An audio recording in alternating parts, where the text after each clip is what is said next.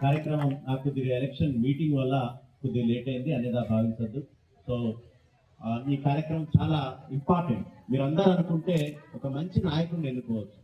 మీరంటేనే గ్రామం, మీరందరూ కలిస్తేనే గ్రామం, మీరందరూ కలిస్తేనే మండలం, మీరందరూ కలిస్తేనే జిల్లా. సో మీరు మహిళా సంఘాలు గట్టిగా అనుకుంటే అవుతుంది.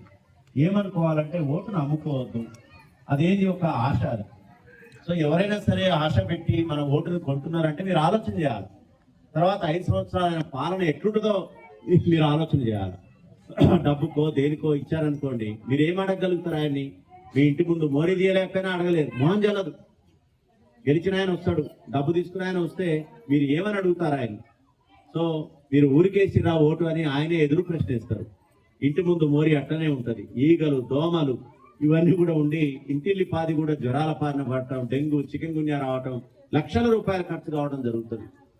సో ఓట్ అనేది ఇప్పుడు మీరు కరెక్ట్గా ఆలోచించి అభ్యర్థి ఎట్లాంటోడు, మంచోడైనా, ఈయన పాత చరిత్ర ఏంది, మనకు సేవ చేస్తాడా చేయడా, ఈ 5 ఏళ్ళు మనల్ని అభివృద్ధి పథంలో పెన్షన్ రాకపోతే పెన్షను, లేకపోతే మోరీలు తీయటం, ఇతరత్ర సంక్షేమ అభివృద్ధి కార్యక్రమాలు చేస్తాడా, మనల్ని పట్టించుకుంటాడా అనేది చూడాలి తప్పితే తాత్కాలికంగా మద్యానికో, లేకపోతే కులం, మన కులమనో, లేకపోతే మన మతమనో, ఈ విషయాలతోనో, లేకపోతే మనకి ఇంకేదో మద్యం వీటన్నిటితో ఒక్కరోజు చికెన్ బిర్యానీ అనో, ఈ తాత్కాలిక దానికి మీరు ప్రలోభానికి లొంగిందనుకోండి, తర్వాత 5 ఏళ్ళు అనుభవించాలి.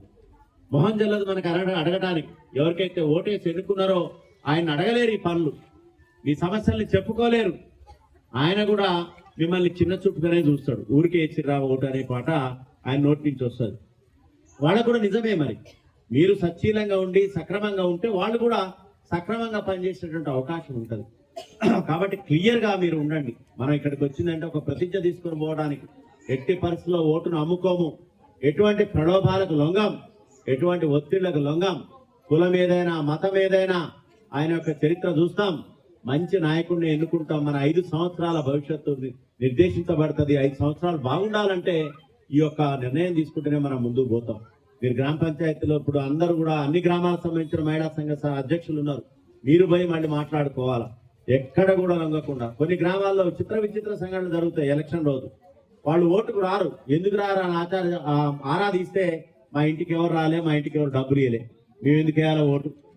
ఆ పరిస్థితి కూడా కొన్ని పేపర్లలో చూస్తాం మనం. కొన్ని మన జిల్లా కాదు కానీ ఎంత మరి మనం ఎట్లా మనం అభివృద్ధి అవుతాం? తాత్కాలికంగా ఆనందం కోసం మనం తాత్కాలికంగా డబ్బులు ఉంటాయా ఉండవా తెలియదు.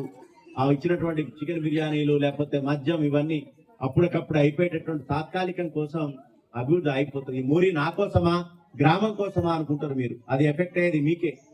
రేపు మోరీ లేకపోతే ఆ పారేటటువంటి దాంట్లో ఉన్నటువంటి డెంగ్యూ, చికెన్ గున్యాకు సంబంధించిన దోమలు వస్తాయి, జ్వరం అవుతుంది. అన్ని కూడా మనకు సంబంధించిన మంచిలు రాకపోయినా అడగలేము. ఇవన్నీ అడగాలంటే మీరు సక్రమంగా అందరూ కూడా ఊరంతా మహిళా సంఘాలు తీర్మానం చేసుకొని ఓటును అమ్ముకోమని చెప్పేసి మీరు క్లియర్గా చెప్పాలి. ఇంతకుముందే మా డిఆర్డిఓ నాగిరెడ్డి గారు ఒక ఉదాహరణ చెప్పినారు. నా ఉదాహరణ ఏంటంటే మిర్యాలగూడలో ఒక సర్పంచ్ ఉన్నారు. ఆ సర్పంచ్ ఫస్ట్ టైం బొటాబొట్న గెలిచినాడు. అంటే ఆ మార్జిన్, తక్కువ మార్జిన్తో గెలిచిండు, రూపాయి ఖర్చు పెట్టలే. ఆయనకున్న మంచి పేరుతో గెలిచిండు. తర్వాత అద్భుతమైనటువంటి అభివృద్ధి చూపించినాడు. సంక్షేమ అభివృద్ధి కార్యక్రమాలు ఇల్లు తిరిగిండు. ప్రతిరోజు ఒక ఎలక్షన్ ఉన్నట్టే ఇల్లు తిరిగినారు. తిరిగి అభివృద్ధి సంక్షేమ కార్యక్రమాలు గౌరవ శాసనసభ్యుల్ని వాళ్ళని అడిగి అద్భుతంగా అభివృద్ధి చేసుకున్నాడు. బ్రహ్మాండంగా ఆ గ్రామాన్ని మొత్తం పాలించడమే కాకుండా అందరి హృదయాల్ని గెలుచుకున్నాడు. ప్రేమగా అక్క, తమ్ముడు, చెల్లె, బావ అనుకుంటూ ఆ విధమైనటువంటి దాంట్లో దగ్గర కుటుంబ సభ్యుల్లాగా. ఇంకొక గొప్ప నిర్ణయం తీసుకున్నాడు ఆయన. సంవత్సరం నా పనితీరు బాగలేకపోతే నేను దిగిపోతా అని ఓపెన్ గా ప్లెబిసైడ్, ప్రజాభిప్రాయంలాగా పెట్టుకున్నాడు. ఓట్లు సంవత్సరం పెట్టుకున్నాడు. నేను బాగలేదా, నా పనితీరు చెప్పండి, చెప్తే నేను దిగిపోతా అని. ఏ సంవత్సరం కూడా ఆయనకి వెనుదిరిగి లేదు. కాబట్టి అటువంటి చరిత్ర ఉన్నటువంటి సర్పంచులు కూడా ఉన్నారు. కాబట్టి అట్లాంటి వాళ్ళని ఎన్నుకుంటే మనకు ఉపయోగం. అభివృద్ధి గ్రామాల్లో దొరికేది ఎవరు మనకి? వార్డు మెంబర్లు, సర్పంచులే. వాళ్ళనే కదా ఏదైనా సమస్య అడిగేది. కాబట్టి వాళ్ళనే మనం డబ్బుకో, మద్యానికో, దేనికో మనం ప్రలోభాలకు లొంగి మనం లేక మన కులమనో, మతమనో వేస్తే మాత్రం తర్వాత 5 సంవత్సరాలు డిఆర్డిఓ నాగిరెడ్డి గారు చెప్పినట్టుగా బాధపడాలి. ఆలోచన చేయండి, ఒక్కసారి చర్చించుకోండి మీ కుటుంబ సభ్యులతోటి, మీ మహిళా సంఘాలతో చర్చించుకోండి. అంటే ఏ క్యాండిడేట్ ఇది అవసరం చర్చ అనేది. కేవలం మద్యానికి కానీ, ఓటుకు కానీ, ఓటును అమ్ముకోము, అదేవిధంగా డబ్బుకు లొంగము, ఇట్లా తీర్మానం చేసుకోండి. ఎవరికి వాళ్ళు నచ్చినటువంటి వ్యక్తికి వేసుకోండి. మళ్ళీ మహిళా సంఘాల్లో ఫలానా వ్యక్తికి అని తీర్మానం చేసుకోవడం కూడా చెల్లదు. ఎవరికి వాళ్ళే ఆలోచన చేసుకోవాలి. అభ్యర్థుల్లో ఎవరు మంచోడు, ఎవరు మనకి మంచిగా పనిచేస్తాడు, పిలిస్తే పలుకుతాడు, లేకపోతే తెల్లారే గాయబవుతాడా, ఏంది పరిస్థితి అనుకొని ఆలోచన చేసుకొని మీరు మంచి నాయకుడిని ఎన్నుకుంటే అధికారులకు కానీ ప్రజాప్రతినిధులకు కానీ మీకు కానీ అందరికి కూడా బాగుంటది. గ్రామం అభివృద్ధి చెందితే గ్రామాలే పట్టుకోమలు. గ్రామాలు మంచిగా ఉంటే అంతా కూడా సమాజం బాగుంటది. ఇప్పుడు అందరూ కూడా గ్రామాల వైపే పెద్ద పెద్ద సంపన్న వర్గాలు కూడా గ్రామాల్లో ఇల్లు తీసుకుంటే బాగుందని ఆలోచన చేస్తున్నారు. కాబట్టి మన గ్రామాలు మంచిగా ఉండాలా, మంచి అభివృద్ధి సంక్షేమ కార్యక్రమాలు జరగాలంటే మీరు మంచి నాయకుడిని ఎన్నుకోవాలి. మంచి ప్రవర్తన ఉన్నటువంటి వ్యక్తిని, మంచి అభివృద్ధి ధ్యేయంగా పనిచేసేటువంటి వ్యక్తిని, మంచి సంక్షేమమే ధ్యేయంగా పనిచేసేటువంటి వ్యక్తిని, వర్గాలకి కులాలకి మతాలకి అతీతంగా పనిచేసేటువంటి వ్యక్తిని, ప్రేమ గల వ్యక్తిని, ఇట్లాంటి వాడిని ఎన్నుకుంటేనే మన యొక్క గ్రామం బాగుపడుతుంది. వార్డు మెంబర్ కానీ లేకపోతే గ్రామ సర్పంచ్ కానీ ఆ విధంగా ఎన్నుకోవాలని మీరు ఊళ్ళలో మీరు చెప్పుకోవాలా. క్యాండిడేట్ పేరు చెప్పక్కర్లేదు, కానీ మనం మాత్రం మంచి వ్యక్తిని ఎటువంటి దానికి కూడా లొంగకుండా చేయాలని చెప్పేసి, ప్రలోభాలకు లొంగకుండా నిష్పక్షపాతంగా మంచిగా ఓటేయాలని చెప్పి మనం తీర్మానం చేసుకోవాలా. మరి ఈ మీటింగ్ అయిన తర్వాత మీరు నిర్ణయం తీసుకోవాలా. తీసుకొని మా నాయిరెడ్డి గారు చెప్పినట్టుగా మీ ఇండ్ల ముందు కూడా పలక ఎలా తీయాలా.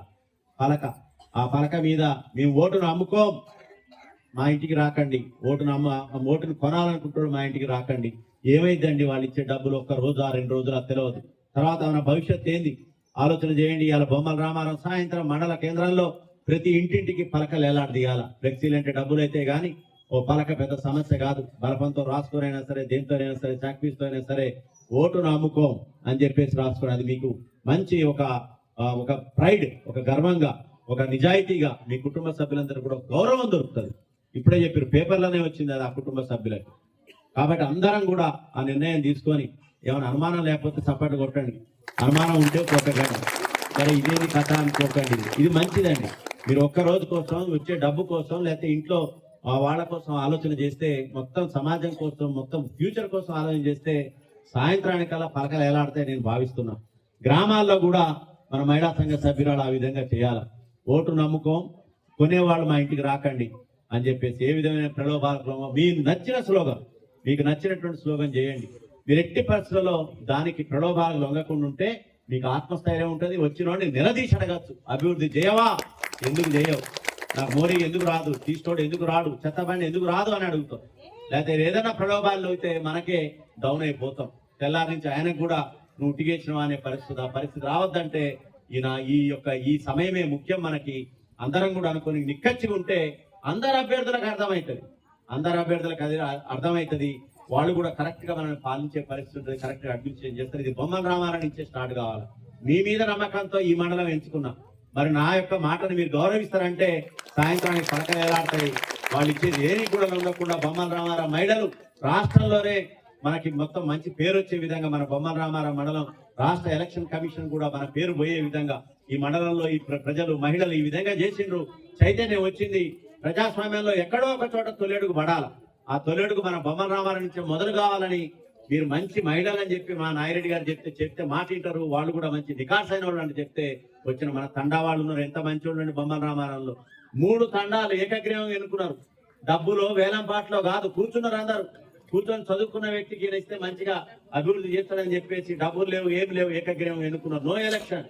మన సర్పంచులు అయిపోతారు, వార్డు మెంబర్లు అయిపోతారు. వాళ్ళకు కూడా ఖర్చు ఏది లేదు కాబట్టి ఏ విధమైనటువంటి ఆశ లేకుండా మంచిగా అభివృద్ధి చేస్తారు.